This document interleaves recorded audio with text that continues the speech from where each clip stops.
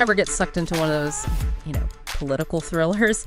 The kind where there's a huge scandal, the government's in chaos, and suddenly everyone's talking about, the system itself. Well, today's deep dive is kind of like that, only it's not fiction.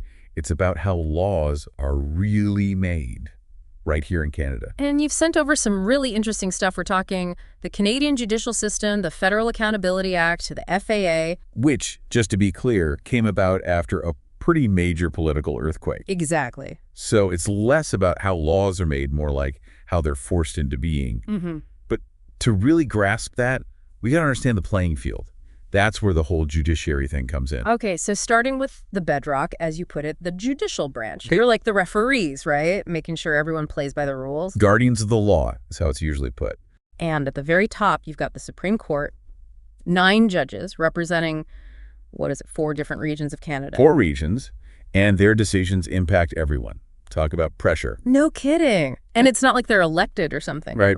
They're appointed. And that process, whole other can of worms, actually. Mm-hmm. It's changed over time, reflecting different ideas about, say, accountability, who gets to shape the law, that kind of thing. Now that you mention it, I do vaguely recall something about recent changes of how they pick Supreme Court justices. Huge deal. Yeah. Because it ties into how well the court reflects the diversity of Canada. The everyday people impacted by their decisions. Public trust, right, if people don't see themselves represented. Exactly. And speaking of representation, you included this quote from former Justice Iacobucci. He said the job is interpreting and applying the law, which, on the surface, sounds kind of dry. Yeah, very follow the rule book kind of thing. But then, he adds, it's also about tackling society's issues, like head-on. Equality, discrimination. It's suddenly not so clear-cut anymore, is it? And that's the whole point. Judges aren't robots just applying rules from a textbook. They're grappling with real-world stuff, messy stuff, and their decisions.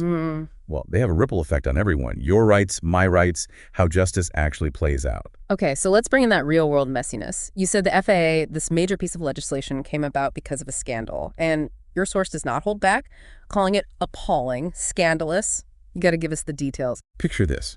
Early 2000s, a spending scandal rocks the Canadian government.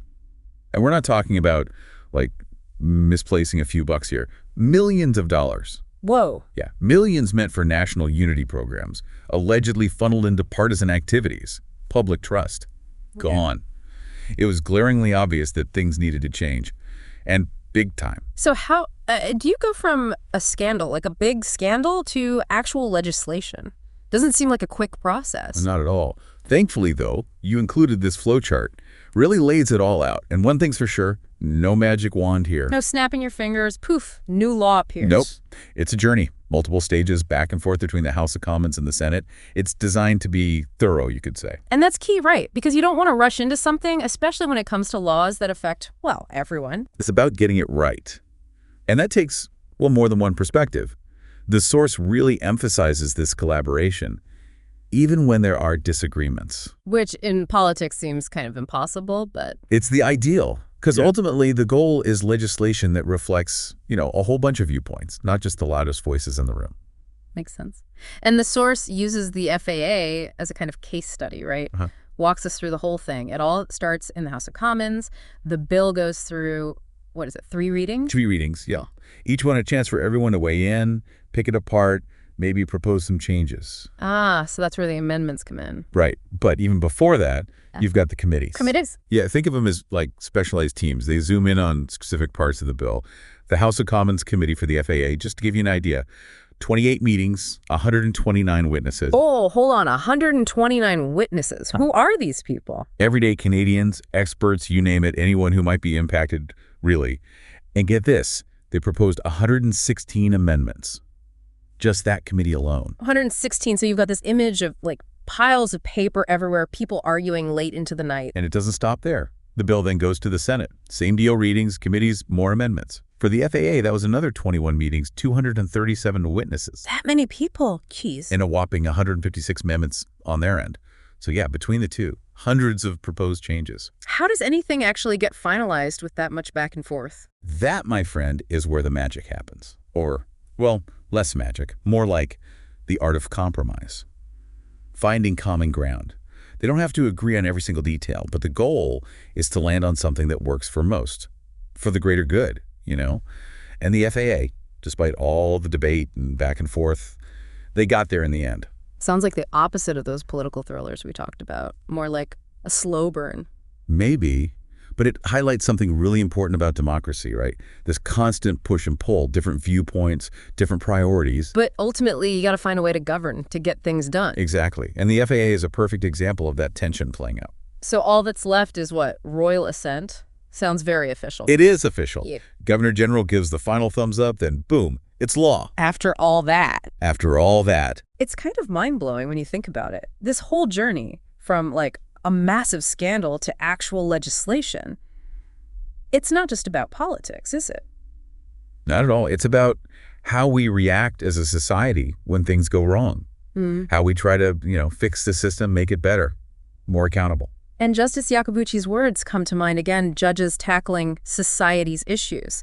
Seems like the FAA is a pretty good example of that, right? A textbook case, you could say. Because it wasn't just talk, it was action. It changed the law. And those changes have had a real impact on, well, all of us. And here's something I find really interesting. Your research doesn't just explain how this all works. It actually encourages people to get involved. Right. It's like, okay, now you understand the game. Here's how you can play. And it gets pretty specific, too, with that whole section on persuasive communication. It's like a toolkit for, like, wannabe political activists or something. Well, knowledge is power, right? In that section. Pure empowerment. First things first, it stresses how important it is to actually, know stuff, understand the issue you're passionate about, who represents you in government, that kind of thing. Makes sense, I guess. You wouldn't, bake a cake without a recipe. Exactly. Once you've got that foundation, then you can think about how to make your voice heard. Writing to your MP, going to town halls, signing petitions, even joining an advocacy group. Can't forget social media, though, right? Seems like everyone's got an opinion these days. Oh, for sure. It's a powerful tool for raising awareness, for getting people fired up about stuff. But the source makes a good point. Don't rely on it exclusively. Nothing beats direct communication. So less yelling into the void, more like actually talking to the people who can, make things happen. Exactly. Building relationships, that's key. And being persistent. Because change rarely happens overnight. Just like the FAA. Took time, effort, a whole lot of back and forth, but they got there in the end. And that's a powerful message in itself, isn't it? Even when things seem, impossible, a collective effort can achieve incredible things. So to wrap things up for our listeners out there, what's the big takeaway? The Canadian legal system, it's not some static thing. It evolves, it adapts, and you are a part of that process. What matters to you? What changes do you want to see? Those aren't just questions to ponder. They're calls to action. Love that. So everyone listening, take that to heart. Your voice matters, your engagement matters, and who knows? You might just be part of the next big chapter in Canadian law. Couldn't have said it better myself. And on that note, we'll wrap up this deep dive. Until next time, everyone, keep those brains buzzing and stay curious.